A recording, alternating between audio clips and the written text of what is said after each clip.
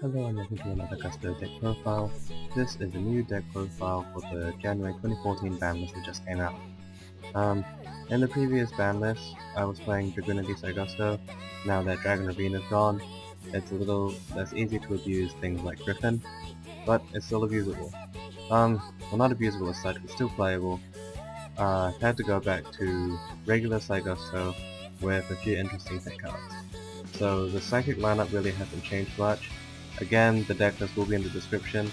Still 1 Wizard, 3 Witch, which is the main searcher, your Hut Psychic deck, which is the same thing as your Wizard, but you discard 1, which is Griffin, and your Esper Girl. Also playing Psychic Jumper, in case I do need to steal something, which isn't often, but it might happen. Tempest at 1, good tech card, I'll explain a combo with Tempest a little later. 1 Zephyros, 1 Debris Dragon, Junk Synchron, Plaguespreader. These are your tech cards and help you do stuff. This deck also involves quite a bit of graveyard manipulation. That's why I play things like Foolish Burial. Foolish Burial is also a pretty versatile card. If you need something in the grave, you could burial it and want to Reincarnation it. Not that it's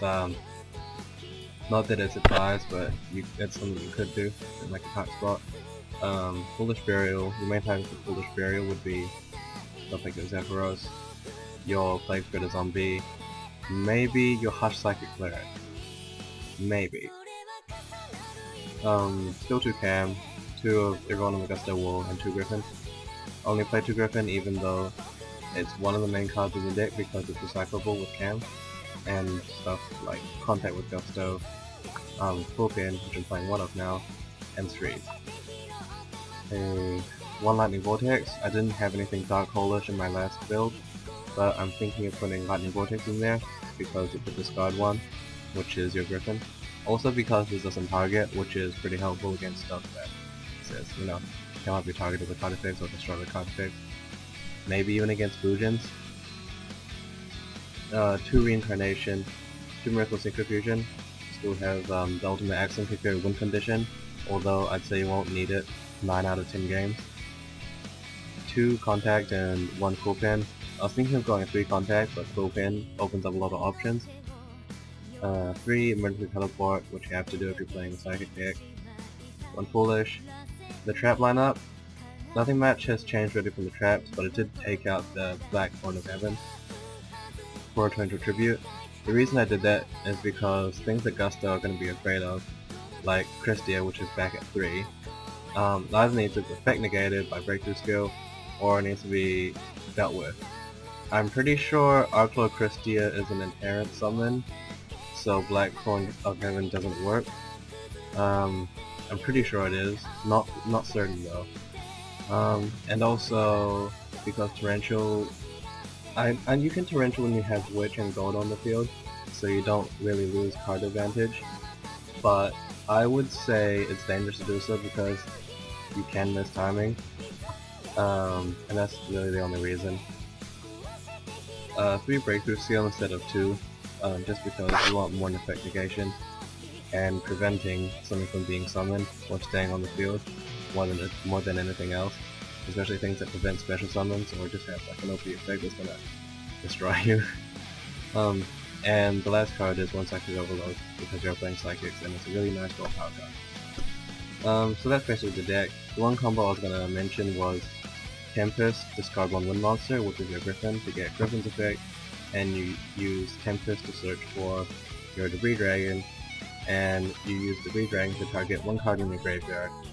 For an easy level 6, should be level 6, yeah, level 6 or level 7, I would mainly use it for an emergency Black Rose or an emergency Ancient Fairy Dragon, although this doesn't really apply if you're playing against Grave Keepers which have the Necro Valley on the field, but there's always more than one way to make an Ancient Fairy Dragon.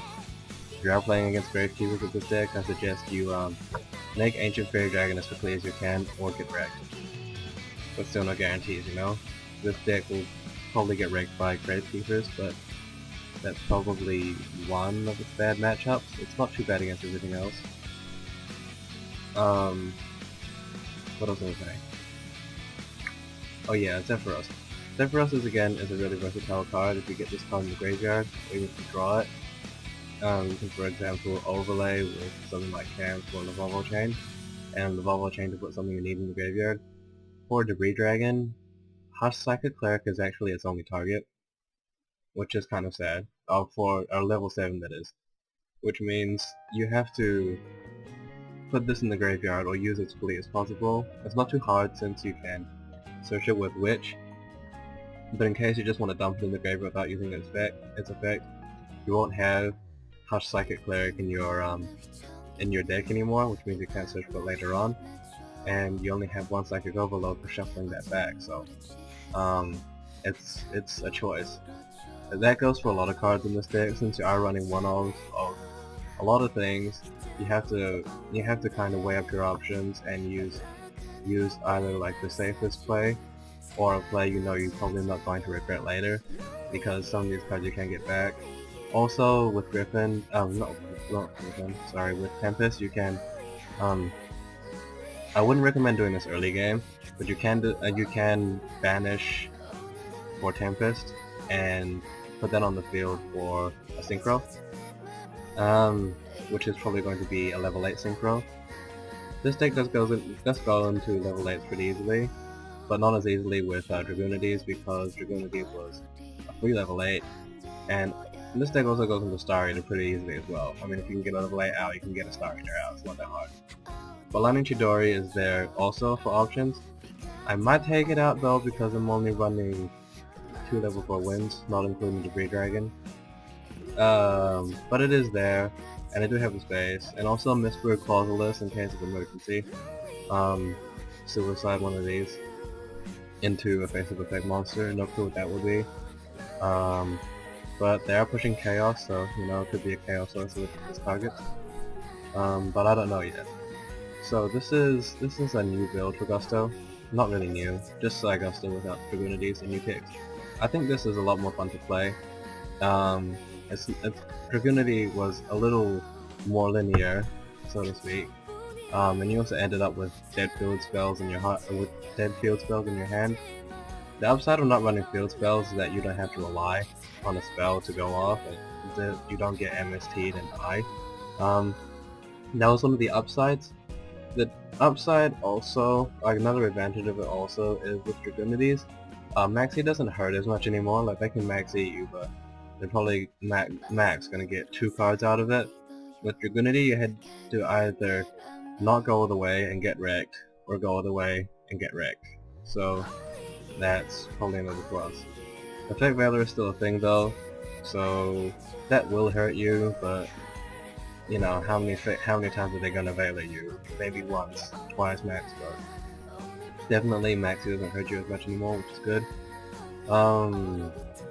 Around options, I'm not even used to this deck yet since I just made it, but I think I will mention more plays if they do come to mind. But these are the card numbers as is. I will change them after playtesting if I think some of them don't fit. Extra deck is as is, but side deck, side decking Soul Release for anything up to Dark World, Light Sworn, Bujin, almost anything. Soul Release is a really nice card. That's why I'm siding 3.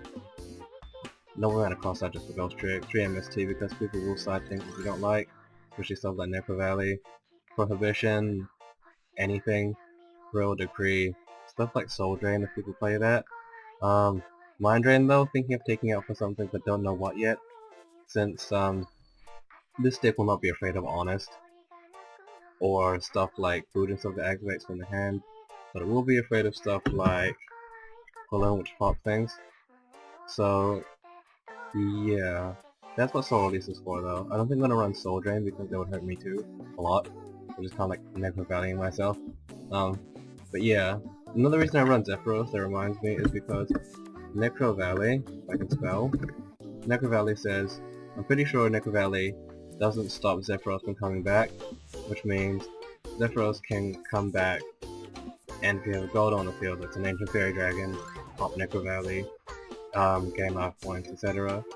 And also Zephyros can be used to overlay and return stuff to hand, like if you have to end your opponent's battle phase with Griffin on the field, bounce Griffin, or you activate Caam on the field once, use Zephyros to bounce to the hand, and normal summon your Caam, use it again if you have 4 Gustos in the grave to recycle them and draw 2, which is always nice, so this deck is just options.